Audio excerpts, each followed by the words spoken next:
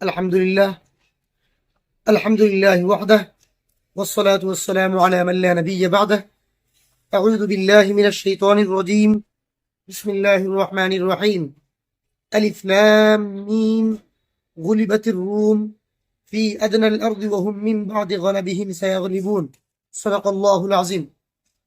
সম্মানীয় উপস্থিতি, আজকে আবারও আপনাদের সম্মুখে উপস্থিত ফিলিস্তিনি ইতিহাস নিয়ে। আজ আমরা জানবো হুজুর আকরাম সাল্লাল্লাহু আলাইহি ওয়াসাল্লামের জন্ম বৃত্তান্ত থেকে নিয়ে ফিলিস্তিনি ইতিহাস। হুজুর আকরাম সাল্লাল্লাহু আলাইহি ওয়াসাল্লামের জামানায় দুনিয়ার মধ্যে সবচেয়ে বড় যে দুইটি সালতানাত ছিল, একটি ছিল পারস্য, অন্যটি ছিল রোম। প্রতিনিয়ত পারস্য এবং রোম ঝগড়া বিবাদে লিপ্ত হতে থাকতো। কখনো পারস্য রোমের উপর আক্রমণ করত, কখনো রোম পারস্যের উপর আক্রমণ করত। মূলত রোম ছিল ইসাইদের আস্তানা, যাদেরকে আহলে কিতাব বলা হয়, এবং পারস্য ছিল মাজুসি, যারা আগুনের পূজা করে, অর্থাৎ ইহুদিদের আস্তানা ছিল। সেই সুবাদে হুজুর আকরাম সাল্লাল্লাহু আলাইহি সাল্লামের জমানায় মুশরিকিন কুফফার তারা ইহুদিদেরকে, অর্থাৎ পারস্যকে নিজের করিবি বলে মনে করত। অন্যদিকে রুমিরা মুসলমানদেরকে তাদের করিবি বলে মনে করত, যেহেতু রুমিরা ছিল আহলে কিতাব, অর্থাৎ ইসাই। যাই হোক, হুজুর আকরাম সাল্লাল্লাহু আলাইহি সাল্লাম যখন 45 এজে পা রাখলেন, তখন পারস্য রোমের উপর এমন আক্রমণ করে, যার পরিণতি স্বরূপ হিরাকিল বাদশাকে রোম ছেড়ে কুস্তুনতুনিয়ায় পানাহগুজির হতে হয়েছে। এদিকে যখন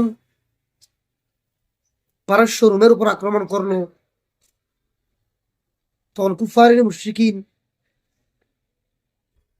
অনেক খুশি হয় এবং হযরত আবু বকর সিদ্দিক রাদিয়াল্লাহু তাআলা আনহুকে গিয়ে বলে যে, দেখো, আমাদের ভাই তোমাদের ভাইকে আক্রমণ করলো, একদিন এমনও সময় আসবে তখন আমরা তোমাদের উপর আক্রমণ করব এবং এইভাবে তোমাদেরকে পরাজিত করব। হুজুর আকরাম সাল্লাল্লাহু আলাইহি ওয়াসাল্লাম পেছনদিকে করলেন যে 9 বছরের মধ্যে রুমিরা বিজয়ী লাভ করবে। এইদিকে হিরাকিল বাদশাহ কসম করে বলেছিল যে, আল্লাহ যদি আমাকে পারস্যের উপর বিজয় লাভ করান, তাহলে আমি হামাস থেকে বাইতুল মুকদ্দাস পর্যন্ত পায়ে হেঁটে সফর করব। আল্লাহর মেহেরবানি, যেই দিন মুসলমানরা বদরের যুদ্ধে মুশরিকিন কুফফারকে পরাজিত করে বদরের যুদ্ধে জয়লাভ করলেন, সেই সাথে সাথে মুসলমানদের কাছে খবর আসলো যে হিরাকিল বাদশাহ পারস্যকে পরাজিত করলো এবং রোমিরা বিজয়ী লাভ করলো। হযরত ওমর রাদিয়াল্লাহু তাআলা আনহুর জামানায় তিনি বাদশাহ সুগরানিউস এর সাথে তিনি সুলহ করলেন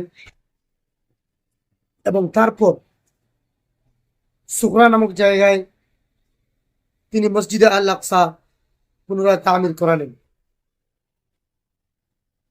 সেই সময় সন 29 হিজরি ছিল। যাই হোক, তারপর একে একে বনু উমাইয়ার খিলাফত আসলো। তখনও মুসলমানদের কবজার মধ্যে ফিলিস্তিন ছিল।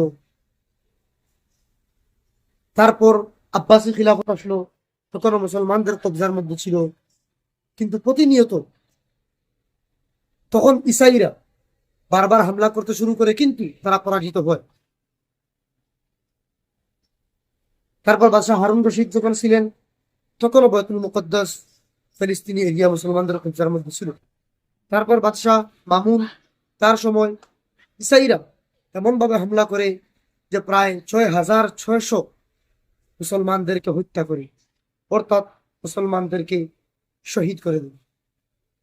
তখন থেকে সেই ফিলিস্তিনি আবারও ইসাইদের কবজায় চলে যায়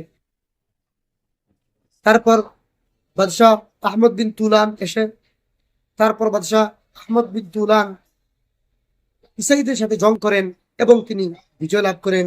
তারপর আবারও ইসাইদের কবজায় চলে যায়। সেই রকম একইভাবে এই ফিলিস্তিনের উপর, অর্থাৎ এই ফিলিস্তিন শহরের উপর কত যে হামলা হয়েছে তার কোনো শেষ নেই। সুলতান সালাউদ্দিন আইয়ুবী কিভাবে ইসাইদের হাত থেকে আবারও ফিলিস্তিনকে ছিনিয়ে নিলেন এবং বিজয় লাভ করলেন, সেই ইতিহাস আপনাদের সম্মুখে তুলে ধরবো। ওমা আলাইনা ইল্লাল বালাগ।